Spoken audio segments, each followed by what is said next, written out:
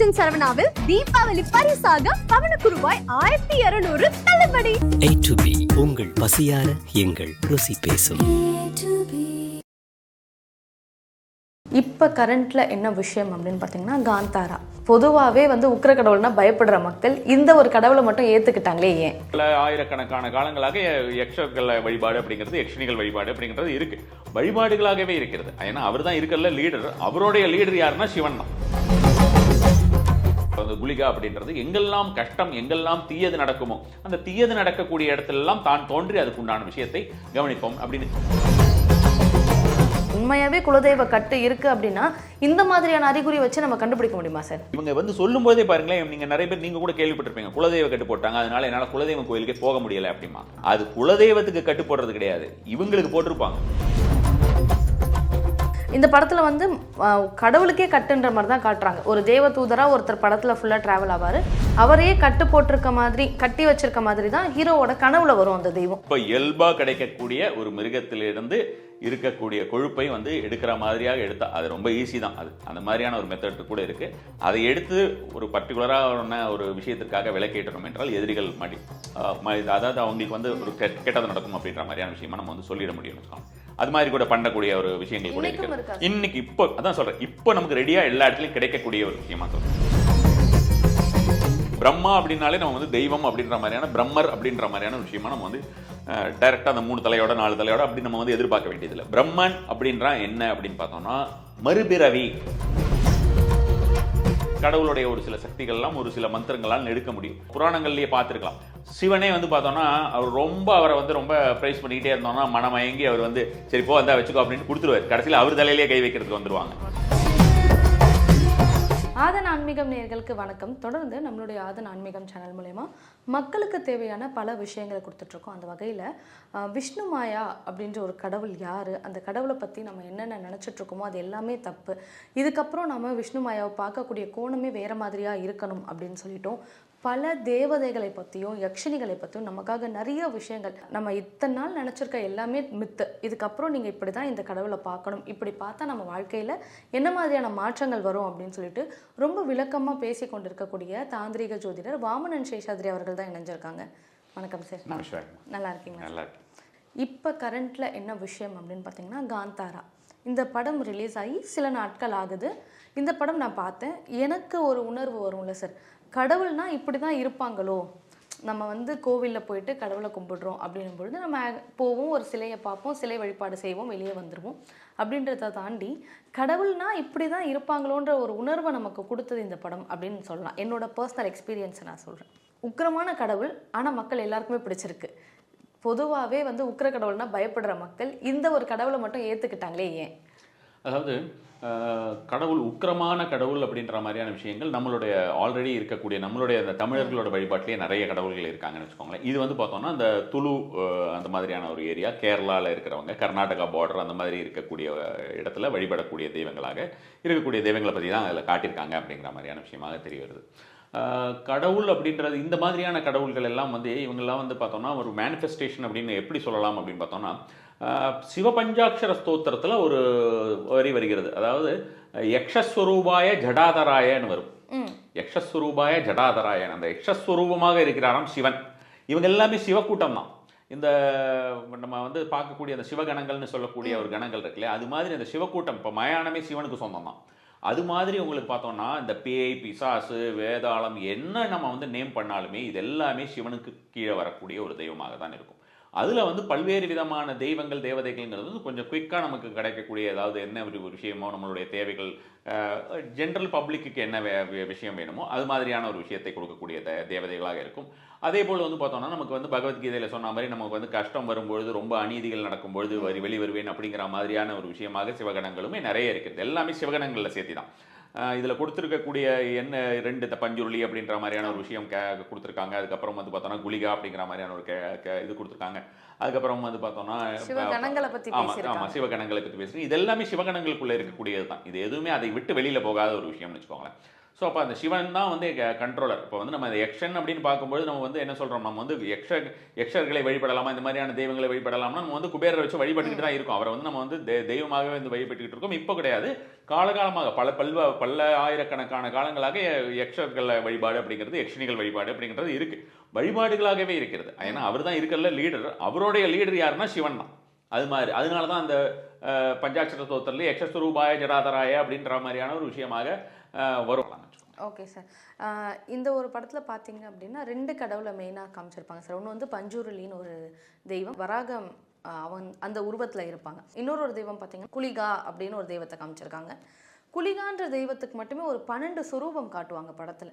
ருத்ர குளிகா அப்படின்னு சொல்லிட்டு காட்டுவாங்க. அந்த மாதிரி ஒரு 12 பேர் சொல்லுவாங்க.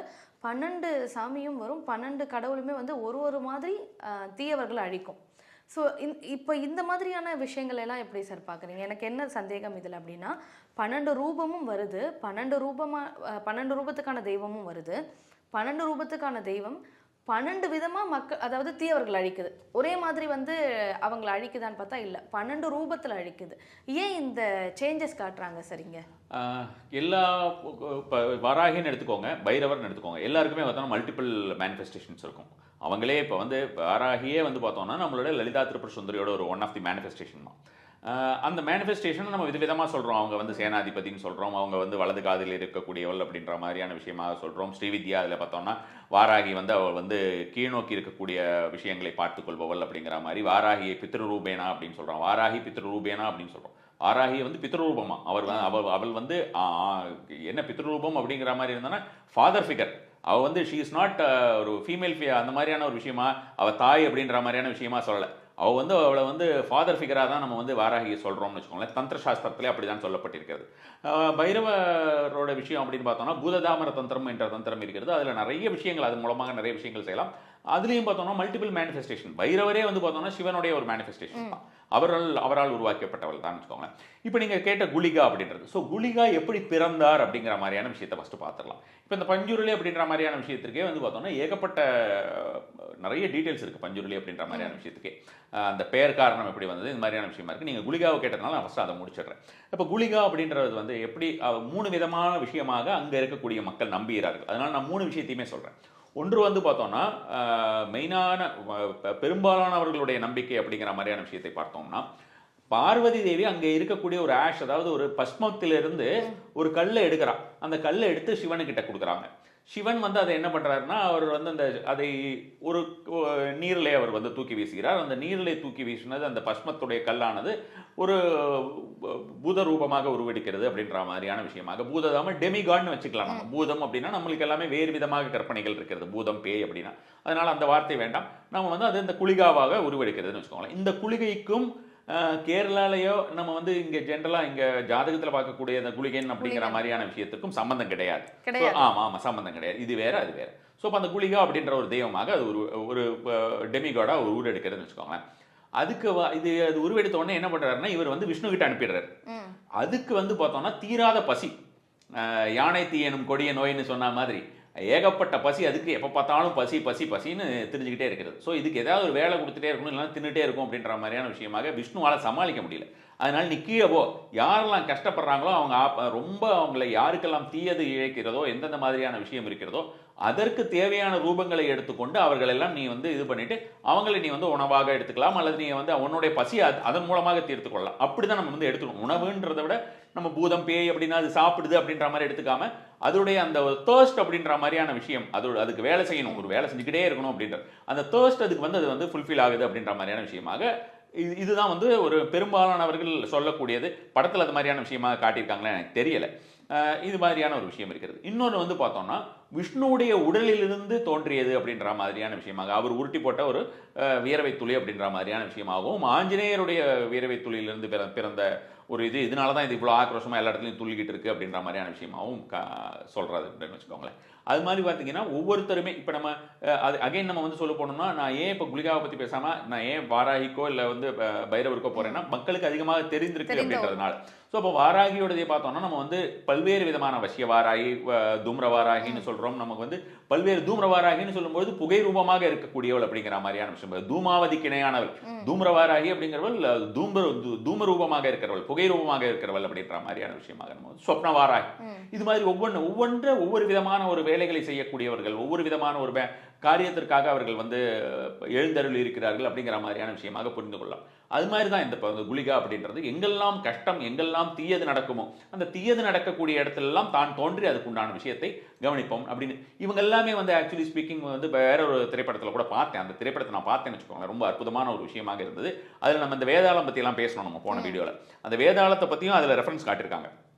லோகா அப்படின்னு ஒரு மூவி. அந்த லோகா மூவியில் வேதாளத்தை பற்றின ரெஃபரன்ஸுமே காமிச்சிருக்காங்க. ரொம்ப சப்பிள் லெவலில் இருந்தது. அதுலேயே ரொம்ப ரொம்ப முக்கியமான விஷயங்கள் எல்லாமே ஒரு சில விஷயங்கள் எல்லாம் கொடுத்துருந்தாங்க. அது மாதிரி தான் வந்து பார்த்தோம்னா இதெல்லாம் மனித ரூபமாகவே நம்மளுக்குள் வாழ்ந்து கொண்டு இருக்கக்கூடியதாக இருக்கும். இதை நம்ம வந்து நமக்குள்ளேயே அப்படி இருக்கு அப்படின்ற மாதிரியான விஷயமாக நமக்கு வந்து தெரியாது. இப்போ வந்து எனர்ஜி இஸ் எவ்ரிவேர் அப்படிங்கிற மாதிரியான விஷயமா நம்ம வந்து சொல்லும்போது பார்த்தோம்னா நமக்கு அந்த ஆத்மாக்கள் என்று சொல்லக்கூடியது எல்லாமே வந்து எங்கே போகும்? இந்த இதுக்குள்ளேயே தான் இருக்கும். இந்த பிரபஞ்சத்துக்குள்ளே இங்கேயே தான் சுற்றி கொண்டு இருக்கும். எல்லாமே நம்ம பேசுறதெல்லாம் சிலது கேட்கலாம். இப்போ ஆட்டோ ரைட்டிங்லாம் அது மாதிரியான ஒரு விஷயமாக இருக்கும். ஓஜா போர்டெலாம் அது மாதிரியான விஷயம். நம்ம குளிகாங்கிறது நமக்குள்ளே வாழ்ந்து கொண்டு இருக்கிறது அப்படின்ற மாதிரியான விஷயத்த ரொம்ப கொஞ்சம் இன்னும் எளிதாக காட்டியிருக்கிறது. அந்த படத்தில் வந்து அந்த மாதிரி நமக்குள்ளேயே இருக்கிறது அப்படின்ற மாதிரியான விஷயமா காட்டியிருக்காங்க. இதில் நம்ம தெய்வமாகவே காட்டியிருக்கிறாரு. ஒவ்வொருத்தருக்கு ஒவ்வொரு விதமான ஒரு விஷயமாக புரிவதற்காக சொல்லக்கூடிய விஷயமா. ஓகே சார், நம்ம இப்போ குளிகா அந்த கடவுளை பற்றி பேசிட்டோம். அது வந்து ஒரு உக்ர ரூபமாக இந்த படத்தில் காமிச்சிருந்தாங்க. அடுத்து பஞ்சுருளி. காந்தாரா முதல் பாகத்தில் பார்த்துருந்தீங்கன்னா அதில் வந்து பஞ்சுருளியே வந்து உக்ரமான தெய்வமாக தான் காமிச்சிருப்பாங்க. இதில் வந்து பஞ்சுருளியோட உக்ரமான தெய்வமாக வந்து நமக்கு வந்து குளிகாவை காமிச்சிருப்பாங்க. பஞ்சுருளின்ற ஒரு தெய்வம் வந்து வராக உருவத்தை கொண்டு இருக்கு சார். இந்த கடவுளை வந்து நம்ம வராக மூர்த்தியாக எடுத்துக்கணுமா, இல்லை வராகியாக எடுத்துக்கணுமா? நம்ம எந்த மாதிரி சார் இந்த கடவுளை பார்க்கணும்? அந்த படத்திலேயே வந்து பார்த்தீங்கன்னா ஃபர்ஸ்ட் பார்ட்டில் அந்த வராக ரூபம்னு சொல்லிட்டு ஒரு ரொம்ப பாப்புலர் சாங் ஒன்று இருக்கு இல்லையா? ஸோ அந்த வராக ரூபம் தான். நான் இப்போ வந்து யக்ஷஸ்வரூபாய ஜடாதராய அப்படின்னு சொன்னேன். ஜடாமுடியை கொண்டவர், யக்ஷஸ்வரூபமாக இருக்கக்கூடியவர் அப்படின்னு. பினாக அஸ்ததாயனா அது மாதிரியான ஒரு ஆயுதத்தை ஏந்தியவர் அப்படின்ற மாதிரியான விஷயம். ஸோ அதே மாதிரி தான் இது வந்து அந்த வராக ரூபம் அப்படின்னு சொல்லக்கூடியது. வராகம் அப்படிங்கிறதே வந்து பார்த்தோம்னா அந்த போருடைய ஒரு ரெப்ரசன்டேஷன் தான் இல்லையா? ஸோ இந்த பஞ்சுருளிங்கிறதுக்கு உண்டான மீனிங் நம்ம வந்து தெரிஞ்சுக்கிட்டோம்னா கரெக்டாக இருந்தால், பஞ்சுருளி அப்படின்னா பஞ்சி அப்படின்னு நம்ம வந்து தமிழில் பண்ணி அப்படின்னு சொல்கிறோம் கரெக்டாக. இப்போ மலையாளத்தில் அது வந்து பார்த்தோம்னா அவங்க சொல்கிறது இன்னும் கொஞ்சம் வேற மாதிரி இருக்கும். சேம் இதுதான் அது அந்த நம்ம வந்து பண்ணி பன்றி அப்படி ஆமாம் அது வேற மாதிரியான ஒரு விஷயமா சொல்லுவாங்க. அதை வந்து அந்த துளு அந்த மாதிரியான ஒரு மக்கள் சொல்லக்கூடிய ஒரு வார்த்தையாக பஞ்சி அப்படின்றத வந்து சொல்லக்கூடியது வந்து பார்த்தோம்னா அந்த வராக ரூபமாக, அதாவது போரா இருந்து வந்து அது மாதிரியான விஷயமா சொல்கிறோம். ஆக்சுவலி ஸ்பீக்கிங் அந்த போர் அப்படின்றதுமே பன்றியுமே ரெண்டுமே வேற வேற. எளிதாக நம்ம உண்மையாக சொல்ல போனோம்னா ரெண்டுமே வேற வேற. முன்னாலே இப்போ நம்ம வந்து ஒன்று சொல்கிறோம்ல, இப்போ நம்ம வந்து ஜுராசிக் பார்க்கில் ஏதோ ஒன்று வரும் இல்லையா, அது பேர் என்ன, டைனோசர். அதோடைய ரூபங்களாக நம்ம வந்து இப்போ கடைசியாக கடைக்குட்டியாக நம்ம வந்து ஈவன் பள்ளிக்கு கூட நம்ம வந்து அதை லிங்க் பண்ணி பேச முடியும். பட் ஆனால் இது அது ஆகாது. அது மாதிரி வந்து பார்த்தோம்னா இப்போ நமக்கு வந்து ஒவ்வொரு ராசி அப்படின்ற மாதிரியான எடுத்து பார்த்தோம்னு வச்சுக்கலாம். மகர ராசிக்கு அனிமல் அப்படின்னு கேட்டோம்னா முதலைன்னு சொல்லுவாங்க நிறைய பேர். ஆக்சுவலாக முதலே கிடையாது, மகரம் தான் அதோடைய ஒரு யாழியெல்லாம் நம்ம வந்து சொல்லுவோம் இல்லையா? அது மாதிரி மகரம் அப்படிங்கிறது முதலையுடைய ஒரு ரூபம், முதலையுடைய அதே சேம் கேரக்டரிஸ்டிக்ஸ். நமக்கு இப்போ அது இல்லை, அது நம்மளால இப்போ பார்க்க முடியல, அதனால அது முதலைன்னு சொல்கிறோம். மகரம்ன்றது முதலை கிடையாது, முதலை மகரம்ங்கிறது மகரம் தான். மகரம்ங்கிறது மகரம் அப்படிங்கிறது இட்ஸ் சம்திங் சேம் லைக் முந்தைய காலத்திலே ஒரு இருந்த ஒரு இது. அது இப்போ முக்கால்வாசி பேருக்கு தெரியாது. ஜோதிடம் சார்ந்த நபர்களுக்கே அதை பற்றி பெரிய கிளாரிஃபிகேஷன்ஸ் நிறைய பேருக்கு இல்லை. ஸோ இப்போ அது மாதிரி இருக்கும்போது பார்த்தீங்கன்னா அதே மாதிரி தான் இந்த பஞ்சி அப்படின்ற மாதிரியான விஷயமா சொல்கிறது. அந்த போர் அப்படின்றது அதுக்கு வேறு. அது நாள்பட இது மாதிரி இருக்கிறது நம்ம வந்து சாதாரணமாக இதோட நம்ம வந்து பிக்கோட நம்ம வந்து அது கலந்துட்டோம். போர் இஸ் சம்திங் டிஃப்ரெண்ட் தான் பிக். ஸோ அப்போ அதில் வந்து பார்க்கும்போது அந்த பஞ்சி அப்படின்னு உருளி அப்படிங்கிறது ஃபியர்ஸ் அப்படின்னு ரொம்ப ஆக்ரோஷமானது அப்படின்ற மாதிரியான விஷயமாக, பஞ்சுருளி அப்படின்ற மாதிரியான விஷயமாக. நாள்பட வந்து பார்த்தீங்கன்னா இப்போ நம்ம வந்து இந்த பஞ்சுருளி அப்படின்ற மாதிரியான விஷயமாகவும் இந்த பஞ்சமி அப்படின்ற மாதிரி நினச்சிக்கிட்டு வாராகியோட அப்படின்லாம் ரெண்டும் ஒரே மாதிரியான ஒரு ரூபங்கள். அதே மாதிரி வந்து பார்த்தோம்னா இதை வந்து நம்ம பெண் ரூபமாகவும் எடுத்துக்கொள்ளலாம், ஆண் ரூபமாகவுமே நம்ம வந்து சொல்லலாம்னு வச்சுக்கோங்களேன். பஞ்சுருளி வந்து நம்ம என்னவா நினைக்கிறோமோ அந்த தெய்வம் அப்படி நம்ம சொல்லலாம். ஏன்னா நிறைய பேர் அங்கே வந்து அவங்க பெண் தெய்வமாகவும் கும்பிடுறவங்க இருக்காங்க. இன்னும் நீங்க சொன்ன மாதிரி தான் வாராகி ரூபம் மாதிரி பெண் ரூபமாகவே கும்பிடுறவங்களும் இருக்கிறாங்களா அங்கே. அது ஸோ இதை பற்றி நான் ஒரு ரிசர்ச் பண்ணிட்டு தான் இதை பேசுகிறேன் நான். ஸோ அது மாதிரி அங்கே அந்த மாதிரியான ரூபமாகவும் எடுத்துக்கலாம். ஆண் ரூபமாகவுமே வந்து பெரும்பாலானவர் எப்படி அது வழிபடுறாங்க அப்படின்ற மாதிரியான ஒரு விஷயத்தை பொறுத்து இருக்குன்னு வச்சுக்கோங்களேன். ஸோ இப்போ எக்ஸாக்டாக அது வந்து வாராகியுடைய மேனிஃபெஸ்டேஷனா வராகரோட தானா அப்படி கிடையாது. இந்த பஞ்சுருளி அப்படிங்கிறது எப்படி வந்தது அப்படின்ற மாதிரியான ஒரு விஷயமாக பார்க்கும்போது நம்ம வந்து இதை படத்திலேயே கூட சொல்லியிருக்காங்கன்னு கேள்விப்பட்டேன். இவங்க நம்ம பார்வதி இருக்காங்க இல்லையா, பார்வதிக்கு ஆக்சுவலி என்ன சொல்கிறாங்க அப்படின்னு பார்த்தோம்னா, பார்வதி விருப்பப்பட்டு அவங்க வந்து ஒரு இந்த மாதிரி ரொம்ப டிசீஸ் ஒரு ரொம்ப மோசமான நிலையில் இருக்கக்கூடிய ஒரு பன்றி மாதிரி இருக்கக்கூடியதை எடுத்து அவங்க வந்து சிவன் கிட்ட காமிச்சிட்டு இருக்காரு. சரி ஓகேன்னு அவங்க வளர்ந்து அது வளரட்டும்னு விட்டோன்னா அது பாட்டுக்கு அவருடைய சோலை எல்லாத்தையும் போயிட்டு அது வந்து நாசம் பண்ணிடுது. அது மேலே அவர் கோவப்பட்டுறாரு. அது கோவப்படும்போது பார்வதி தேவி என்ன சொல்கிறாங்க அப்படின்ற மாதிரி இருந்ததுன்னா, அதை கோவப்படுத்த இது பண்ணாதீங்க அப்படின்னா இதுக்கு வேறு ஏதாவது ஒரு வேலையை கொடுத்து விட்டுருங்க அப்படின்னு. சேம் லைக் குளிகாவுக்கு வந்து நீ கீழே போயிட்டு யாரெல்லாம் கஷ்டமாக இருக்கிறாங்களோ அவங்களுக்கு உண்டான நல்லதை எல்லாம் செய்ய அப்படின்ற மாதிரியான விஷயமாக நம்ம வந்து சொல்கிறோம். Very close connection with Shiva and Parvati அப்படிங்கிறதுனால வந்து பார்த்தோம்னா இது இன்னும் ஒரு ஹையர் லெவல் ஆஃப் காட் அப்படின்ற மாதிரி சொல்லலாம்னு வச்சுக்கோங்களேன். எதுக்கு இப்போ ஹையர் லெவல் லோயர் லெவல் அப்படின்னு சொல்கிறோம் அப்படின்னு பார்த்தோம்னா, நம்மளுடைய ஸ்ரீசக்கர ரூபம் தான். ஸ்ரீசக்கர ரூபங்களில் உங்களுக்கு எல்லா தேவதைகள் ஒவ்வொரு தேவதைகளாக வருவாங்க அப்படின்ற மாதிரியான விஷயமாக கொடுத்துட்டு மேலே பிந்துவில் வந்து நம்ம வந்து லலிதா பரமேஸ்வரி இருப்பாள் அப்படின்ற மாதிரி லலிதா தேவி இருப்பாள் அப்படின்ற மாதிரியான விஷயமா சொல்லுவோம். அது மாதிரி இதெல்லாம் ஒவ்வொரு ஸ்டெப்பாக வருது அப்படின்ற மாதிரியான விஷயமா நம்ம வந்து பார்க்கும்பொழுது அவர் க்ளோஸ் கனெக்ஷன் அப்படின்னு சொல்லும்போது பஞ்சுருளிங்கிறது வந்து இன்னும் கொஞ்சம் ரெண்டும் கலந்த ஒரு விஷயமாக நம்ம வந்து சொல்லலாம்னு வச்சுக்கோங்களேன். க்ளோஸ் கனெக்ஷன் வித் இதுன்றதுனால அதனால ரொம்ப ஃபியர்ஸ் ஃபார்ம் அப்படின்ற மாதிரி இல்லை. சரி அப்படியே இருந்தாலுமே பார்த்தீங்கன்னா உங்களுக்கு நம்ம வேலையை ஏதாவது ரொம்ப அந்த அடிதடி வேலையே பண்ணிட்டு இருக்கிறதுக்கு அதுக்கு வேற ஏதாவது ஆள் இருக்கான்னா சரி நீ போய் பண்ணு அப்படின்ற மாதிரி நம்ம வந்து அடுத்தவங்களை சொல்கிற மாதிரி தான். இப்போ வந்து நம்ம தேவி மகாத்மியம் எடுத்துட்டோம்னா அப்போ அதில் நடுவில் அந்த மாதிரி நிறைய பேர் வருவாங்க. எல்லாமே நம்ம தேவியோடைய மேனிஃபெஸ்டேஷன்ஸ் தான். ஒவ்வொருத்தங்களா அந்த மாதிரியான ஒரு ரூபமாக வருது அப்படின்ற மாதிரி.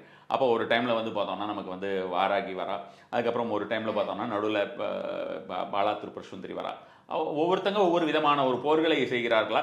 அப்போ பாலாம்பிகா போகும்பொழுது ஒரு பக்கம் குருகுல்லாவும் ஒரு பக்கம் வாராகியும் சேர்ந்து அவங்க வந்து வழிநடத்தி போனதாகவும், ஒரு பக்கம் வந்து ஒரு டைமில் வந்து பார்த்தோம்னா வாராகி ஒரு டைம் மாதங்கி போனதாக, இந்த மாதிரியான நிறைய விஷயங்கள் எல்லாமே நமக்கு சொல்லியிருக்காங்க. ஒவ்வொன்றுத்துக்குமே வந்து மிகப்பெரிய ஒரு புரிதல்கள் நமக்கு வேண்டும்னு வச்சுக்கோங்களேன். இந்த விஷயத்தை நம்ம போகணும் அப்படின்றது ஒரு higher level of spiritual attainment அப்படின்ற மாதிரியான விஷயத்திற்கு ஒரு ஆன்மீகத்தில் பெரிய நிலை அடைவதற்குண்டான ஒரு படிக்கற்களாக தான் இந்த அனைத்து விஷயங்களுமே இருந்திருக்கிறது. எங்க குலதெய்வம் வந்து கட்டுப்பட்டு இருக்கு, யாரோ ஒருத்தவங்க வந்து குலதெய்வத்துக்கே வந்து மாந்திரிகம் செய்துட்டாங்க அப்படின்னு சொல்லுவாங்க. இது பொதுவாக நம்ம பேசும்பொழுதே பலரும் சொல்றது. ஆனா இதுல எனக்கு நம்பிக்கையே கிடையாது.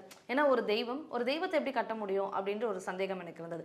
ஆனா இந்த படத்துல அதை ரொம்ப தெளிவாக காமிச்சிருப்பாங்க சார். ஒரு குலதெய்வ கட்டு இருந்தது அப்படின்னா நம்மளை சுற்றி நிறைய பிரச்சனைகள் நடக்கும், நம்ம குழந்தைகள் அது பாதிக்கும், வீட்டில் இருக்கவங்களுக்கு நோய் வரும் அப்படின்லாம் காமிச்சிருந்தாங்க.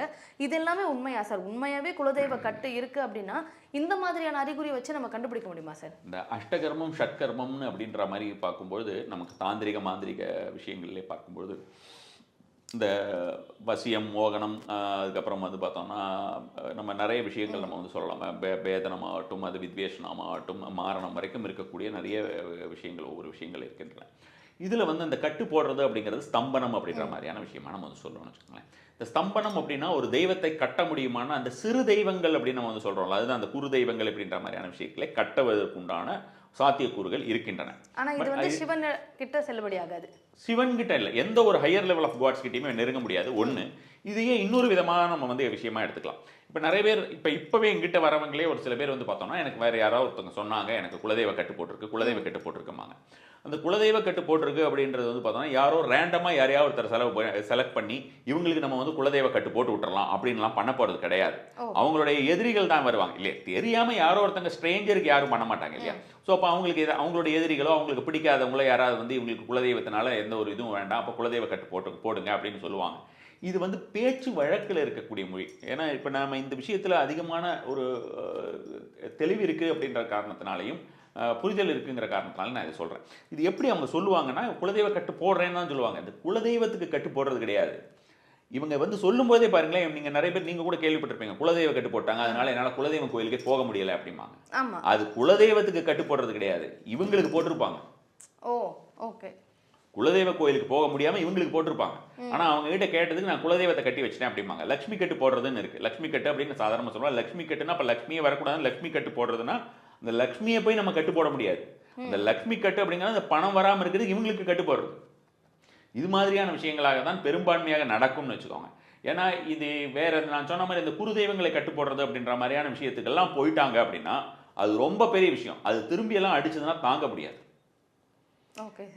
ஏன்னா எந்த ஒரு விஷயமுமே நம்ம வந்து எடுக்கும்பொழுது அதுக்கு நான் ரிலீஸ் பண்ணுறதுக்கு உண்டான ஒரு மெத்தடுன்னு தெரியணும்னு வச்சுக்கோங்களேன். நிறைய பேர் யக்ஷினியெல்லாம் எடுப்போம். இப்போ யக்ஷினியெல்லாம் எடுத்தாங்கன்னா அந்த யக்ஷினியை அவங்களுக்கு திரும்ப ரிலீஸ் பண்ணுறதுக்கு உண்டான வேண்டானா ரிலீஸ் பண்ணுறதுக்கு உண்டான விஷயமும் தெரியணும். மகாலட்சுமியவே வந்து பார்த்தோம்னா யக்ஷினியாக தான் ஜெயினில் வழிபடுறாங்க. ஸோ ஜெயின மதத்தில் அது one of the yakshini. So மரத்து மேலே இருப்பாங்க அப்படின்ற மாதிரியான விஷயமா சொல்கிறோம். அது மாதிரியான ஒரு சில நிறைய அந்த மாதிரியான யக்ஷினிகள் வந்து நல்லது செய்யக்கூடிய யக்ஷினிகள் நிறைய விஷயங்கள் போட்டிருக்க நிறைய கிரந்தங்களில் இருக்குது. ஸோ அது மாதிரியான உபாசனைகள் அப்படின்ற மாதிரியான விஷயங்கள் நம்ம வந்து எடுத்து செய்கிறது அப்படின்றது நமக்கு ஈஸி. அதெல்லாம் நம்ம ரிலீஸ் பண்ணணும்னு அவசியம் கிடையாது. நம்ம செய்யாமல் விட்டோம்னா அது பாட்டுக்கு அது இருக்கும். நம்ம செய்கிற வரைக்கும் நமக்கு உண்டான செல்வ வளம் ஏதாவது வருதுன்னா அது மாதிரியான ஒரு விஷயமாகவோ இல்லை நம்ம தேவைகள் ஏதாவதுனா அதை நிறைவேற்றிக்கலாம்னு வச்சுக்கோங்க. சில யக்ஷினிகள்லாம் நம்ம தொட்டோன்னா அதை நம்ம ரிலீஸ் பண்ணணும். ரிலீஸ் பண்ணாமல் விட்டோம்னா நமக்கு அதுக்கு உண்டான ப்ராப்ளம் வரும். அது மாதிரி தான் இந்த குலதெய்வ கட்டு போடுறேன்ட்டு என்ன ஒரு குருதெய்வமோ அந்த குருதெய்வத்துக்கெல்லாம் இவங்க கட்டு போட்டாங்கன்னா பெரும்பாலான குருதெய்வங்கள் எல்லாமே உங்களுக்கு பார்த்தீங்கன்னா ஆக்ரோஷமான தெய்வங்களாக தான் இருக்கும். அதுக்கு படைகள் எல்லாமே ஆக்ரோஷமான படைகள் எல்லாம் கொடுப்பாங்க. ஏன்னா எல்லாமே சிவனுடைய பரிவாரம். ஆமாம் ஆமாம். ஸோ எல்லாமே அது மாதிரியான விஷயமா தான் இருக்கும். ஸோ அதெல்லாம் வந்து இவங்க இந்த மாதிரி கட்டு போடுறதுக்கு நான் வந்து இதை போட்டுட்டேன்னு சொல்றது வந்து இவங்களுக்கு தெரியாது. இவங்களுக்கு கட்டு போட்டோம் நம்ம வந்து ப்ரூஃப் காட்ட முடியாது. யாருக்குமே ப்ரூஃப் காட்ட முடியாது இல்லையா? அது மாதிரியான விஷயம் இல்லையா அது. ஸோ அப்போ இவங்க அந்த ஆப்போசிட் பார்ட்டிக்கு கட்டுப்பாட்டு வைப்பாங்க. கோயிலுக்கு போக முடியாத மாதிரி இவங்களால கோயிலுக்கே அந்த டைம்ல போக முடியாது, குலதெய்வத்துக்கிட்டே போக முடியாது, குலதெய்வத்தையும் அணுக முடியாதுங்கிற மாதிரியான நிலைமையா இருக்கும். இவங்க நம்ம மேலதான் அது தப்பு அப்படின்ற மாதிரியான ஒரு விஷயமாக இல்லாமல் வேற ஏதாவது இவங்க அந்த பர்டிகுலரா பாதிக்கப்பட்ட நபர்கள் வந்த இடத்துக்கு போனா அவங்க வந்து அந்த ஆப்போசிட் பார்ட்டி அதை அவங்க பார்க்கக்கூடிய ஒரு ஜோதிடராகட்டும் அல்லது வேற ஏதாவது ஒரு தாந்திரிகராகட்டும் அவர் வந்து சொல்லும்போது கூட உங்களுக்கு குலதெய்வத்துக்கு கட்டு போட்டிருக்கு இப்படிதான் சொல்லுவாங்க. ஸோ அப்போ குலதெய்வத்துக்கு கட்டு போட்டிருக்கு அப்படின்னு சொல்லுவதுங்கிறது வந்து பார்த்தீங்கன்னா ஆப்வியஸ்லி குலதெய்வத்துக்கு கட்டு போட்டிருக்குன்னா இப்போ இவங்க மேலே தப்பு அப்படின்றத டைரெக்டாக அவங்க சொல்ல மாட்டாங்க. உங்களுக்கு தாங்க கட்டு போட்டு வச்சிருக்கு, உங்களால தான் போக முடியல. அப்போ என்ன பண்ணணும்? நீங்கள் அதை உடச்சி போகணும். ஸோ அப்போ நம்ம ரியலைஸ் பண்ணாதான் நம்ம வந்து அதை உடச்சி போக முடியும் இல்லையா? ஒரு விஷயத்தை வந்து நம்ம மேலே நமக்கு ஏதோ ஒரு கட்டு அப்படின்ற மாதிரியான விஷயம் போடப்பட்டிருக்கிறது. நான் போயே தீருவேன் அப்படின்ற மாதிரியான எவ்வளவோ விஷயங்கள் எவ்வளவோ நபர்கள் செய்திருக்கிறார்கள், எவ்வளவோ விஷயங்கள் நடந்திருக்கிறது. திரைப்படங்களில் கூட அது மாதிரியான விஷயங்கள் எல்லாமே நிறைய வந்து அப்போ நான் கண்டிப்பாக போய் தான் ஆவேன் அப்படின்ற மாதிரியான விஷயமா போகிறது. அங்கே ஒரு 2 நாள் 3 நாள் தங்கி தொடர்ந்து அந்த குலதெய்வ கோயில்களுக்கு உண்டான ஒரு குலதெய்வத்துக்கு என்னென்ன அவங்க நம்மளுடைய முன்னோர்கள் செய்தார்களோ அந்த விஷயங்கள் எல்லாம் செய்வது அப்படின்ற மாதிரியான விஷயங்கள் செய்து வந்தார்கள். கண்டிப்பாக கட்டு ரிலீஸ் ஆகிடும். அது வந்து ஒரு ப்ராப்ளமே கிடையாது. அந்த முதல் முறை போறது மட்டும் தான் பிரச்சனை. ஆமா, அந்த பிரச்சனையா இருக்கும். அது போய் தான் ஆகணும்ன்றதுல உங்களுக்கு அந்த வைராக்கியம் வேணும். ஸோ அப்போ நம்மக்கிட்ட தான் அந்த கட்டு இருக்குது அப்படின்றத அக்செப்ட் பண்ணிக்கிறதுக்கு நிறைய பேர் ரெடியாக இருக்க மாட்டாங்க. சார் அதே மாதிரி இந்த குலதெய்வ கட்டு அப்படின்னு நம்ம பேசியிருந்தோம் சார். இதுக்கு வந்து இந்த படத்தில் முக்கியமாக காட்டப்படுறது என்ன அப்படின்னு பார்த்தீங்கன்னா ஒரு விலங்கோட ரத்தத்தை காட்டுவாங்க. அந்த ரத்தம் இருந்ததுன்னா அதில் ஒரு மை செய்து அந்த மை மூலயமா அந்த கடவுளை வந்து கட்டு போடுறாங்க அப்படின்ற மாதிரி காட்டுறாங்க.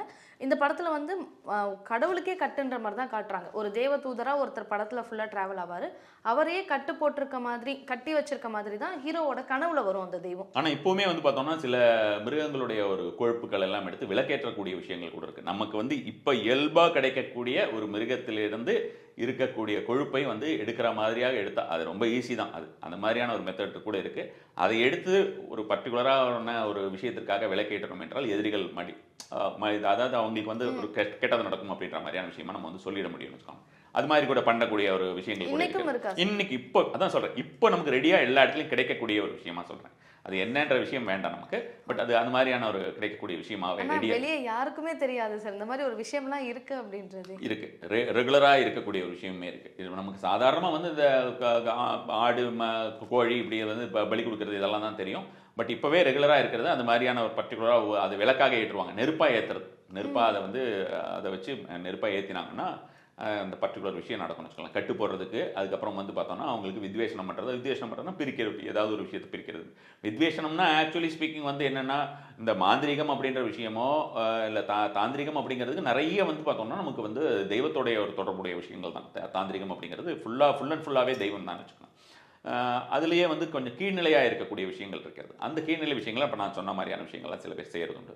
அந்த மாந்திரிகம் அப்படிங்கிற மாதிரியான விஷயங்கள் பெரும்பாலுமே நம்மளுடைய ஒரு தமிழர்களுடைய ஒரு விஷயத்தில் பொறுத்த வரைக்கும் பார்த்தீங்கன்னா உங்களுக்கு ஆயுர்வேதத்துடன் தொடர்புடையது, மிக மிக நெருக்கமாக ஆயுர்வேதத்துடன் தொடர்புடையது. முன்காலத்தில் வந்து பார்த்தோம்னா அந்த ஆயுர்வேதம் இந்த வைத்தியர்னு சொல்லுவோம், வைத்தியர்னும் நம்ம வந்து சித்த மருத்துவர் அப்படிங்கிற மாதிரியான விஷயத்துக்கெல்லாம் வரதுக்கு முன்னாலே வைத்தியருங்கிற ஒரு விஷயம் இருந்தது. அதுக்கப்புறம் அந்த மருத்துவராக மாறிச்சு, அதுக்கப்புறம் கொஞ்சம் கொஞ்சமாக மாறி அது டாக்டராக போயிடுச்சு. அப்போ அந்த வைத்தியர் அப்படிங்கிற மாதிரி எல்லா ஒரு இடத்துலையுமே இருப்பாங்க. அப்போ அந்த வைத்தியருடைய ஆயுர்வேதமாகட்டும் அல்லது சித்த மருத்துவமாகட்டும் அதோடைய தொடர்போடு சித்த மருத்துவர்கள் பலருக்குமே வந்து சித்த வைத்தியர்கள் அனைவருக்குமே சித்த வைத்தியம்னே சொல்லுவாங்க. அந்த சித்த வைத்தியர்களுக்கும் சரி ஆயுர்வேதம் இருந்த வைத்தியர்களுக்குமே அனைவருக்குமே மாந்திரிகத்துடைய எல்லா விஷயமுமே தெரிந்திருக்கக்கூடியவர்களாக தான் இருப்பாங்க. ஒவ்வொரு கிராமத்திலையும் கூட ஒரு விஷயம் கேள்விப்பட்டேன் சார், யார் ஒருத்தவங்க சித்த வைத்தியரா இருக்காங்களோ அவங்களுக்கு மாந்திரிகம் கண்டிப்பா தெரிஞ்சிருக்கும். மாந்திரிகம் ஒருத்தருக்கு தெரிஞ்சது அப்படின்னா அவங்க கண்டிப்பா வைத்தியம் பார்க்கறதுக்கான தகுதி இருக்கும். வைத்தியம் ஆமா எல்லாமே இருக்கும். அது வந்து எல்லா மூலிகைகள் பத்தி எல்லா விஷயமுமே தெரிஞ்சிருக்கும். எல்லாம் தெரிஞ்சிருக்காம இருக்காது. இதுதான் இப்போ சிம்பிளா வந்து பார்த்தோம்னா பரமேஸ்வரி கிட்ட சொன்னக்கூடிய ஒரு விஷயம் இருக்கிறது. இந்த சரகலைங்கிறது அதுவே ஒரு தந்திர மார்க்கத்தில் இருக்கக்கூடிய விஷயம் தான். பிரீத்திங் டெக்னிக்ஸ் அப்படி நம்ம வந்து இப்போ எளிதாக சொல்லக்கூடியது. அதில் வந்து அவர் என்ன சொல்றாருன்னா, எடுத்த உடனே உங்களுக்கு ஜோதிடம் சார்ந்த விஷயங்களுக்கு ஒருவர் வந்து சொல்றது அந்த வாக்குப்பளிதம் ஆகணும், அவங்க சொல்ற விஷயங்கள் எல்லாமே நடக்கணும், இல்லை அவங்க போனால் நல்லது நடக்கணும் அப்படின்னு பார்த்தோம்னா மெயினாக இந்த கலையை கற்றிருக்க வேண்டும். அதாவது சரகலை தெரிஞ்சதுனால சரம் தெரிந்தால்தான் அவனுக்கு அதுக்குண்டான தகுதியே இருக்குங்கிற மாதிரியான விஷயமா சொல்லியிருக்கிறாருன்னு வச்சுக்கோங்க. அதுபோல் வந்து பார்த்தோம்னா இந்த சித்த மருத்துவமாகட்டும் சித்த வைத்தியர்களாகட்டும் ஆயுர்வேத வைத்தியர்களாகட்டும் அவர்களுக்கு இது எல்லாமே இந்த விஷயங்கள் எல்லாமே தெரிந்திருக்கும். அப்போ நம்ம வந்து இந்த இப்போ நீங்கள் சொல்கிறீங்க இல்லையா, இப்போ இந்த ஒவ்வொரு விஷயத்தை வச்சு எடுக்கிறது அப்படின்ற மாதிரியான விஷயங்கள், அப்போ அந்த வித்வேஷனம் அப்படின்ற மாதிரியான விஷயம் நான் பிரிக்கிறதுன்னு இப்போ நான் சொன்னேன். ஸ்தம்பனம் அப்படின்னு சொன்னேன். இந்த ஸ்தம்பனம் அப்படிங்கிறது கட்டுறது அப்படின்னு. அந்த கட்டுறதுங்கிறது பர்டிகுலராக ஏதாவது ஒரு கெட்ட விஷயங்கள் இருக்குது அப்படின்ற மாதிரியான, உடம்பில் ஏதாவது ஆயிடுச்சு, ஏதாவது சுடுகாடுகிட்ட போயிட்டு வந்தாங்க, அந்த மாதிரியான விஷயங்களோ இல்லை வேறு ஏதாவது நிறைய விஷயங்கள் இருக்கிறது, அது மாதிரியான விஷயங்கள் இருந்ததுன்னா கட்டு போடுறது அப்படின்ற மாதிரி அதை கட்டுறதுக்கு வந்து அதை யூஸ் பண்ணுவாங்க. ஸ்தம்பனம் அப்படிங்கிறது. வித்வேஷன்றது உடம்புக்குள்ளே இருக்கக்கூடிய நோய்களை பிரிப்பதற்கும் உடம்புக்குள் போயிருக்கக்கூடிய துர்சக்திகளை பிரிப்பதற்கும் வித்வேஷனம் அப்படின்னு. நாளடைவில் அது மனுஷங்களை பிரிக்கிறதுக்குன்னு ஆயிடுச்சு. மாரணம் அப்படின்னு சொல்றது எல்லாமே வந்து எதுக்கு யூஸ் பண்ணாங்கன்னா மிருகங்களுக்கு யூஸ் பண்ணிட்டு இருந்தாங்க. அந்த வாய்க்கட்டு போடுறது எல்லாமே வந்து பார்த்தீங்கன்னா மிருகங்களுக்கு. ஏன்னா அந்த டைமில் வந்து வெறும் மிருகங்கள், ஃபாரஸ்ட் தான் மோஸ்ட்லி எல்லா இடத்துலையும் இருந்தது. ஸோ அப்போ நிறைய துர்மிருகங்கள் எல்லாமே நிறைய வந்து மனுஷங்களை சாப்பிட்ற மாதிரி இருந்தது. அதுக்கெல்லாம் நம்ம ஏதாவது ஒரு விஷயம் செய்யணும் அப்படின்ற மாதிரியான ஒரு விஷயமாக தான் பெரும்பாலுமே இருந்ததுன்னு வச்சுக்கோங்களேன். அது மாதிரி இப்போ நீங்கள் சொல்கிற மாதிரியான ஒரு விஷயம் வந்து கண்டிப்பாகவே எல்லாமே இப்போவுமே நடக்கிறது. பிரம்ம ராட்சசன் இவர் வந்து எப்படி சார் சொல்றது, பிரம்மனும் இருக்கு ராட்சசனும் இருக்கு. இது வந்து கடவுள்னு எடுத்துக்கிறதா இல்லை இதை வந்து ஒரு பூதம் அந்த மாதிரி எடுத்துக்கிறதா சார்? இது டெமிகாட் தான். இந்த பிரம்ம ராட்சசங்கிறது ஆக்சுவலாக எப்படி ரெண்டு விதமாக சொல்லக்கூடியது. டெமிகாட் நம்ம வந்து சாதாரணமான ஒரு விஷயமாக, டெமிகாட் அப்படின்றது பார்த்தோம்னா இப்போ சிவகணத்தில் இருக்கக்கூடிய ஒரு விஷயமாக இருக்குது.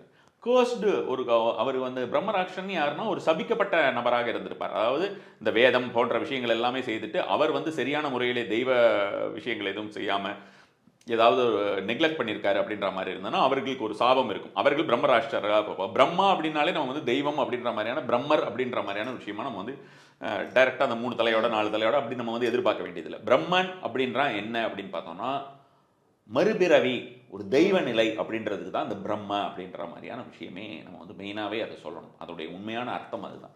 மறுபிறவி அப்படின்னு நம்ம ஆல்ரெடி நம்ம பிறந்ததுக்கு மறுபிறவி அப்படின்னு நம்ம வந்து சொல்லிக்கலாம். மனிதர்களுக்கு பொறுத்த வரைக்கும் ஜெனரிக்காக இருக்கக்கூடிய ஒரு விஷயம் வந்து பார்த்தோம்னா ஒரு என்லைட்டன்ட் சோல் அப்படின்றது தான் பிரம்ம அப்படின்னு. அப்போ வந்து அந்த என்லைட்டன்ட் சோல் வந்து ராட்சசனா ஆயிடுது. வேதிக்காக இருக்கக்கூடியது, ஸ்பிரிச்சுவலாக இருக்கிறது, ஒரு ஆன்மீகமாக இருந்தது, தெய்வத்திற்கு இதெல்லாம் செய்யணும்னு படைக்கப்பட்ட ஒரு ஜீவன். அந்த ஜீவன் வந்து பார்த்தோம்னா ராட்சசனா ஒரு அந்த சபிக்கப்பட்டதனால் ராட்சசனாக இருந்து காவல். இன்னும் கேரளா கோயில்களில் பெரும்பான்மையான பகவதி கோயில்கள் எல்லாமே பிரம்மராட்சசன் வந்து தனியாக வச்சிருப்பாங்க. அது அந்த காலத்திலேயே வந்து அந்த காலத்தில் இருக்கும் நாகம் அப்படின்றது. யாரும் ஆள் இல்லாத டைமில் நாகம் இருக்கும் அப்படின்ற மாதிரி. இப்போ வந்து இந்த நகரமயமாக்கலுக்கு பின்னும் அது மாதிரியாக இருக்கிறது. ஸோ அந்த காலத்துலயாவது சரி சொல்லிடலாம், நம்ம வந்து ஸ்கெப்டிக்கலாக பேசலாம், ஃபாரஸ்ட் எல்லா இடத்துலையும் அதனால பாம்பு எல்லாம் இருக்காதா அப்படின்னு கூட நம்ம சில பேர் நினைக்கலாமா இருக்கலாம். இப்போ நகரமயமாக்கலுக்கு பின்னுமே இருக்கக்கூடியதை நம்ம வந்து சமீபகாலமாகவே நிறைய இடத்துல கேள்விப்பட்டோம். அது மாதிரி இப்போ சென்னையில் முண்டக்கன்னியம்மன் கோவிலில் வந்து இன்னைக்கும் பாம்பு இருக்கு அப்படின்ற மாதிரி கேள்விப்பட்டிருக்கோம். அது கரெக்டாக அது பர்டிகுலராக வேண்டாத நபர்கள் வரும்பொழுதோ அல்லது வேறு நோக்கத்தோட அந்த கோயிலுக்குள்ள வரும்பொழுதோ அது மாதிரியான டைம்ல கண்டிப்பான முறையில் அது வரும். சாமி கிட்ட போய் வேண்டாத ஒரு சக்தி இருக்கிறவங்க தொட முடியாது, வேற விஷயங்களை செய்ய முடியாது அப்படின்ற மாதிரியான கடவுளுடைய ஒரு சில சக்திகள்லாம் ஒரு சில மந்திரங்களால் எடுக்க முடியும். அதை நம்ம வந்து நம்ம புராணங்கள்லேயே பார்த்துருக்கலாம். சிவனே வந்து பார்த்தோம்னா அவர் அவரை வந்து ரொம்ப ப்ரைஸ் பண்ணிக்கிட்டே இருந்தோம்னா மனமயங்கி அவர் வந்து சரி போ வந்தா வச்சுக்கோ அப்படின்னு கொடுத்துருவார். கடைசியில் அவர் தலையிலேயே கை வைக்கிறதுக்கு வந்துருவாங்க. அது மாதிரியான பொதுவாகவே சொல்லுவாங்கல்ல சார், நம்ம சிவனை வந்து வேற ஒரு கோணத்துல பார்க்குறோம், ஆனா இருக்கிறதுலயே முதல்ல கொடுக்கறது யாருன்னா சிவன் தான் கொடுப்பாரு. கண்டிப்பா. ஏன்னா இங்க இருக்கக்கூடிய மக்களுக்கு பெரும்பான்மையான மக்களுடைய ஒரு கருத்து என்ன அப்படின்னு நினைப்பு என்ன அப்படின்னு பார்த்தோம்னா பெருமாள் கொடுக்கிறவரு, சிவன் வந்து அழிக்கிறவர், அவர் சுடுகாட்டில் இருக்கிறவர், அவர் வந்து எதுவும் வேணா அவருக்கு வந்து நம்ம வந்து பிரதோஷத்துக்கு போனா போதும் இப்படி நினைக்கிறாங்க. ஆனால் சிவன் மாதிரி அள்ளி கொடுக்கக்கூடிய ஆளே கிடையாது. அவருடைய அள்ளி கொடுக்கக்கூடிய ஒரு ஆள் யாரு அப்படின்னு பார்த்தோன்னா, சாதாரணமா பக்கத்தில் ஏதாவது கிரி ட்ரைனிங்ல சின்ன புக்கு ஒரு சிவபுராணத்தை வாங்கி படிச்சுட்டா கூட எல்லாமே தெரிஞ்சு போயிடும். அவர் மாதிரி அள்ளி கொடுக்கக்கூடிய ஆள். உனக்கு வந்து இதுதான் வேணுமா, இந்த எடுத்துக்கோ, இல்லை உனக்கு நீ மேல்நிலை வேணுமா, ஆன்மீக நிலை வேணுமா, அதை எடுத்துக்கோ. அதனால அள்ளி கொடுக்கக்கூடியவர் அப்படின்ற மாதிரியான விஷயமா அவர் வந்து கிள்ளியே கொடுக்க மாட்டார். அள்ளி கொடுக்கக்கூடியவர் சிவன் தான். அள்ளி ரொம்ப எவ்வளோ வேணுமோ அவ்வளோ. ஏன்னா குபேரனையே அவர் மீட்டெடுத்தவரே சிவன் தான். ஸோ அதனால அதே மாதிரி குபேரனை மீட்டெடுத்தவர் சிவன் தான். சிவனுடைய இன்னொரு ரூபத்துக்கிட்ட தான் குபேரர் வந்து என்ன பண்ணுறாங்க, குபேரனுக்கும் லட்சுமிக்கே ஒரு தடவை காசு இல்லை, அப்போ சொர்ணாகர்ஷ்ண பைரவர்கிட்ட தான் போய் நிற்கிறாங்க. பைசாவை கூட என்கிட்ட இருக்கிற பைசாலாம் தீர்ந்து போச்சுன்னு. ஸோ அது மாதிரி சிவங்களும் சிவன ரூபங்களுமே எல்லாமே வந்து அதிகமாக கொடுக்குறது தான். இப்போ இந்த புலி அப்படின்ற மாதிரியான ஒரு மேட்டருக்கு வரும்பொழுது பார்த்தீங்கன்னா ரொம்ப ஃபேசினேட்டிங்காக இருக்கும் இந்த ஸ்டோரிஸ். எப்படி நம்மளுடைய விஷயத்தை வந்து வெஸ்டர்னர்ஸ் எடுத்துகிட்டு போயிருக்காங்க அப்படின்னு சொல்லிட்டு. இந்த புலி அப்படின்றது நம்ம வந்து ஒவ்வொரு மிருகங்களையுமே நம்ம வந்து அந்த காலத்தில் ஒவ்வொரு தெய்வ சக்தியான ஒரு ரூபமாகவே தான் நம்ம வந்து பார்த்துக்கிட்டு இருந்தோம். அந்த காலத்துலேருந்து இப்போவுமே அப்படி தான் நம்ம வந்து பார்க்குறோம். அதுதான் வந்து வெஸ்டர்னர்ஸ் வந்து இப்போ அனிமல் ஸ்பிரிட்ஸ் அப்படின்றாங்க. இப்போ அனிமல் ஸ்பிரிட்ஸ் அப்படின்ற மாதிரியான விஷயத்துக்கே ஒவ்வொருத்தருக்கும் ஒவ்வொரு அனிமல் ஸ்பிரிட்ஸ் இருக்கு. அதை வச்சு நம்ம வந்து நிறைய விஷயங்கள் பண்ணிக்கலாம் அப்படின்ற மாதிரியான விஷயமா நம்ம வந்து சொல்லலாம்னு வச்சுக்கோங்க. இது வந்து பஞ்சபட்சி கிடையாது. பஞ்சபட்சி கிடையாது. Animal spirits is something different. பஞ்சபட்சிங்கிறது வெறும் பட்சிகள் மட்டும் தானே வருங்களா, 5 பட்சிகள் மட்டும். இதில் வந்து பார்த்தீங்கன்னா நம்ம வந்து ஐயப்பனை கூட நம்ம வந்து வன்புலி வாகனன் அப்படின்ற மாதிரியான விஷயமாக புலி அவர் கூடயே ட்ராவல் பண்ணிக்கிட்டு இருக்கோம் அப்படின்ற மாதிரியான விஷயமா நம்ம வந்து பார்க்குறோம். ஒவ்வொருத்தருக்குமே இது மாதிரியான ஏதாவது ஒரு மிருகங்களோ இல்லை ஏதாவது ஒரு விஷயங்களோ அது மாதிரியான ரூபங்களாக அவர்களுக்கு காத்து செல்வதற்கு இந்த தெய்வ சக்திகளுக்கு கண்டிப்பான முறையிலேயே இருக்கும். முதலையும் இருந்தது, இப்போவுமே இருக்குது அது மாதிரியான விஷயமாக. அதுக்குண்டான ஒரு எக்ஸாம்பிள் தான் இப்போ அந்த வெஸ்டர்னர்ஸ் எல்லாம் இன்னும் வந்து அந்த அனிமல் ஸ்பிரிட்ஸ் அப்படின்னு சொல்லிட்டு அது ஏகப்பட்டது அங்கே அவங்க ஃபாலோ பண்ணுறவங்க நிறைய பேர் இருக்காங்க. ஏகப்பட்ட விஷயங்களுமே இருக்குது. ஓகே சார், இந்த படத்தை பற்றியே நம்ம நிறைய விஷயங்கள் பேசிகிட்டு இருக்கிறதால இறுதியாக இந்த ஒரு கேள்வியை நான் கேட்டுக்கிறேன் சார். என்ன அப்படின்னா, இறுதியில் ஒரு சீன் வரும், பஞ்சூரலியும் குளிகாவும் வந்து கான்வர்சேஷன் மாதிரி. என்னென்னா 2 கடவுளுமே பேசிக்க மாட்டாங்க. படம் முழுக்குமே கடவுளுக்கு எங்கேயுமே நம்மள மாதிரி டயலாக்ஸோ பேசுகிறதோ வராது. ஒரு விதமான ஓசை தான் வரும், ஒரு சவுண்டு தான் இருக்கும். இறுதியாக வந்து பஞ்சூரலி வந்து குளிகாவை பார்த்து என்ன சொல்கிற மாதிரி நமக்கு கன்வே ஆகும் அப்படின்னா, நான் மக்களை பார்த்துக்கிறேன், நீ போகலாம் அப்படின்ற மாதிரி வரும். குளிகான்ற கடவுள் போயிட்டு அவங்க எந்த கிணத்துல இருந்து வந்தாங்களோ அந்த கிணத்துலேயே விழுந்து அவங்க மறைஞ்சிருவாங்க. இப்போ குளிகான்ற கடவுள் வந்து மறுபடியும் ஏதாவது பிரச்சனை வந்தால் வெளியே வர்றதாகவும், பஞ்சுருளி வந்து மக்களுடைய இருக்கிற மாதிரியும் காமிச்சிருப்பாங்க. உண்மையிலே இந்த கடவுள்கள் இப்படி தானா சார்? ஆமாம், பஞ்சுருளியோட நேச்சரே அதுதான் சொல்கிறேன். பஞ்சுருளியோட ஜென்ரல் நேச்சர் எப்படியாகப்பட்டது அப்படின்ற மாதிரி இருந்தால், அங்கே அந்த விவசாயிகள், அந்த ஃபாரஸ்ட்டில் இருக்கிறவங்க, அந்த மாதிரியான விஷயங்கள், அந்த மாதிரியான ஒரு மக்கள்லாம் இருக்காங்க இல்லையா, அவங்களெல்லாம் பார்த்துக்கிறது. ஏன்னா இதுவே இது காட்டுக்குள்ளே தான் போய் எல்லாம் தும்சம் பண்ணிட்டு தான் இதை போன்னு துரத்தி விட்டார் சிவன். ஸோ அது மாதிரி இருக்கும்பொழுது வந்து பார்த்தோம்னா இந்த பஞ்சுருளியோடைய ஒரு பேசிக் நேச்சரே வந்து அவங்களெல்லாம் பாதுகாக்கிறது, இந்த மாதிரியான மிருகங்கள்லாம் வந்து அதை வந்து வராமல் வந்து அழிக்காமல் இருப்பது, அது மாதிரியான விஷயங்களாக பாதுகாத்துக் கொள்வது அப்படின்றது ஜென்ரலாக அப்படியே இருக்கும். இது அதே நேரத்திலே அவங்களுக்கு வந்து ஏதாவது ரொம்ப மோசமான ஒரு சுச்சுவேஷன் வந்துருச்சுன்னா அப்போ வந்து அதோடைய சுயரூபத்தை காட்டும் அப்படின்ற மாதிரியான விஷயமாக சொல்லலாம்.